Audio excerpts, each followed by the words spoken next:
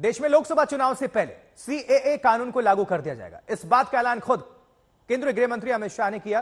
कई दिन से इसके कयास भी लग रहे थे, लेकिन अब अमित शाह ने कहा है कि जल्द ही इस बाबत नोटिफिकेशन जारी कर दिया जाएगा देश में। गृह मंत्री के बयान के बाद सीएए को लेकर एक बार फिर से विपक्ष से लेकर मुस्लिम संगठनों ने सरकार की नीयत पर सवाल उठाए हैं।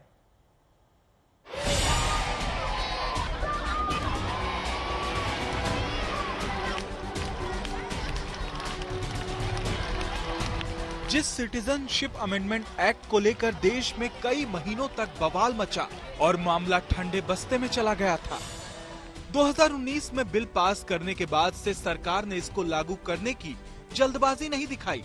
वही कानून अब एक बार फिर चर्चा में है।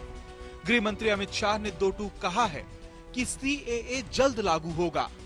एक प्रोग्राम में अमित शाह ने कहा, लोकसभा चुनाव से पहले सीएए लागू होगा, इसके नियम बन रहे हैं, जल्द ही नोटिफिकेशन होगा। मुस्लिमों को गुमराह किया जा रहा है, इस कानून से किसी की नागरिकता नहीं छीनी जा रही। लेकिन शाह के ऐलान के साथ ही सीएए का विरोध शुरू हो गया। एक रोज पहले ही बरेली में हजारों की भीड़ जुटाने वाले मौलाना तौकीर ने कहा कि सियासी फायदे के लिए सीएए लागू किया जा रहा है।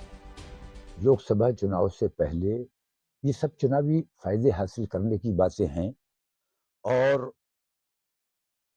मुसलमानों से जो उनकी खास नफरत है और मुसलमानों को सताने का जो उनका तरीका है, उस तरीके पर मुसलमानों की दिल आजारी करने की नीयत से और एक वर्ग विशेष को खुश करने के लिए मैं ये समझता हूं कि हिंदुस्तान के कुछ मुट्ठी भर लोग हैं वो जो इन बातों से खुश होते हैं। विपक्ष भी सवाल कर रहा है कि 5 साल बिल बनाकर बैठे रहे और अब चुनाव से पहले इसे लागू करने का मकसद क्या है।